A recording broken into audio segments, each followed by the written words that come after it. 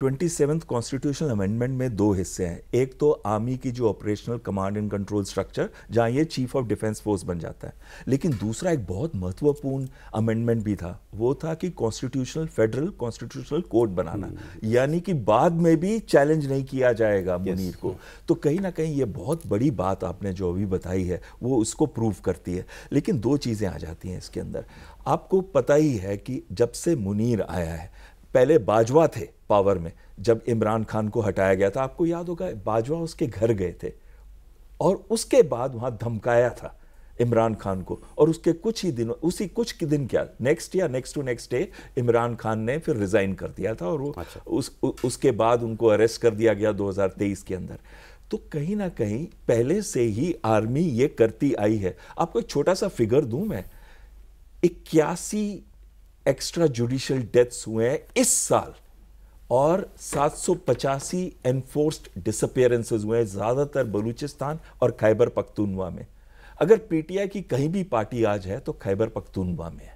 तो उनको क्या डर है? एक तो दुश्मनी तो है ही, क्योंकि इनको आईएसआई पोजीशन से हटाया गया था, लेकिन उससे भी ऊपर चीज आ जाती है इनको, इनका सर्वाइवल, यानी कि इनको डर है कि जो मास अपील है इस समय इमरान की पंजाब के अंदर, और जैसे आप खुद मुझे इस शो से पहले भी बता रहे थे कि खैबर पख्तूनवा में गवर्नमेंट तो पीटीआई की है, और वो इस समय जो प्रॉब्लम्स चल रही हैं खैबर पख्तूनवा के अंदर बलूचिस्तान से भी ज्यादा हैं इस समय। तो कहीं ना कहीं जो डर लग रहा था दोनों को, मुनीर को भी और शहबाज शरीफ को भी, कि अगर किसी वजह से इमरान खान बाहर आ जाते हैं तो उनकी गद्दी तो छोड़ो, उनको भी हटा दिया जाएगा। तो ये बात आपकी बिल्कुल सही है। लोग सर ये भी कह रहे हैं कि बिकॉज ये खबर अफगानिस्तान से ओरिजिनेट हुई, तो अफगानिस्तान का तो इंटरेस्ट है कि अनरेस्ट हो, अफरा तफरी फैले पाकिस्तान के अंदर। खैबर पख्तूनख्वा में उनकी सरकार है, पश्तून भी उसको अपना नेता मानते हैं इमरान खान को, टीटीपी के साथ भी उसके अच्छे रिश्ते थे तालिबान के साथ, और आपने बताया पंजाब में भी वो आदमी पॉपुलर है मुहाजिरों से भी। तो राइट, तो ये मतलब ये इसमें शरारत भी हो सकती है किसी की। देखिए ऐसा है कि सर का पॉइंट बिल्कुल वैलिड है, क्योंकि अभी क्या है, the only thing that can oppose Asim Munir's 27th constitutional amendment Pakistan में is Imran Khan and his party, that is all. बाकी तो सब बिक ही चुके हैं, वो तो आपको दिख रहा है, दैट इज पॉलिटिकल हिस्ट्री।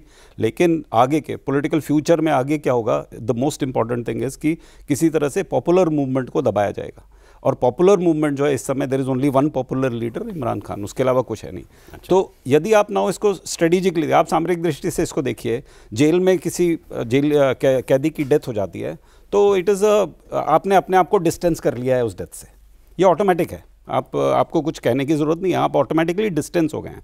लेकिन यही सेम डेथ यदि बाहर होती है, जैसे बेनज़ीर भुट्टो का असैसिनेशन अटेम्प्ट हुआ, जैसा असैसिनेशन हुआ, तो वो एक वहाँ पर आपको एक इन्वेस्टिगेशन होता है।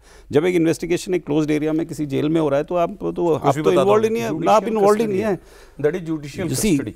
तो आपको एक लीगल फ्रेमवर्क है जो प्रोटेक्ट करता है। तो मेरे विचार से यदि आप मेरे को आप ये पूछें कि whether it is a good move और नॉट, तो मैं तो यही कहूँगा कि it is a smart move. अगर if Asim Munir has decided to finish him off and he has finished him off in the jail, it is better than finishing him off outside, and definitely he has now cleared the way for the constitutional और incentive दोनों हैं आसिम मुनीर के पास मारने के। There is no doubt. ऊपर से US भी is supporting. See Imran Khan की इंटरनेशनली कभी यूएस के साथ बहुत ज़्यादा बनी नहीं, उस वजह से सरकार गई बिल्कुल। तो आप कहा कि फॉरेन इंटरफेरेंस है, करेक्ट। और Asim Munir is sitting in US की गोदी में। बट यू नो एक चीज है सर, क्योंकि अगर इनको मान ले पॉपुलर अपराइजिंग का डर है, आसिम मुनीर शहबाज, इमरान बाहर आ जाएगा तो क्या होगा। पहले तो ये लोग इतने पावरफुल हैं आसिम मुनीर इस वक्त, अब जुडिशरी थोड़ी बहुत इंडिपेंडेंट अगर थी भी तो वो भी सारे जज जो हैं वो वहाँ के सब चपरासी बन गए ऑलमोस्ट। तो जब इसके बाद एब्सोल्यूट पावर है, और वो वो कोर कमांडर के घर में घुस गए, सीना मेमोरियल पर लातें मारी थी इन्होंने अपने जाके इमरान खान के सपोर्टर्स ने, उसके बाद जिस तरीके से इन्होंने उस डिसेंट को क्रश किया था, आज तक लोग जेलों में पड़े हुए हैं मिलिट्री कोर्ट्स में उनका ट्रायल के बाद, तो लोग खड़े तो हो ही नहीं पाए आज तक। मेरा सवाल ये है कि जब आपके पास इतनी ब्रूट पावर हो फिर डर किस बात का है? नहीं, मुझे लगता है इसका एक काउंटर पॉइंट ये है कि ये सिचुएशन बड़ा ट्रांजिएंट है, इट्स अ वेरी ट्रांजिटरी।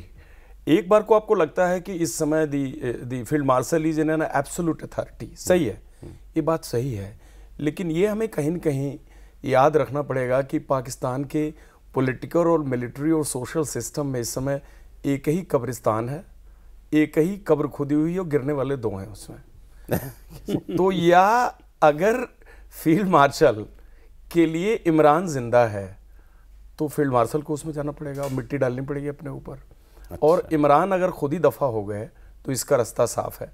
रही बात जेल, जेल एक जुडिशियल कस्टडी है जहां पर कोर्ट का चलता है निज़ाम, एज पर थ्योरी, कागज पर, कागजों पे कोर्ट का निज़ाम चलता है, वहां कस्टडी आपकी खत्म हो जाती है।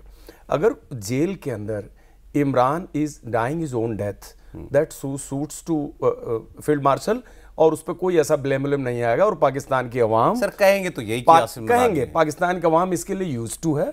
अच्छा। वो ऐसे मर्डर, पॉलिटिकल मर्डर्स पाकिस्तान की अवाम की याददाश्त के अंदर बाकायदा इंस्क्राइब्ड है, they are use to digest that shock. हाँ। अच्छा।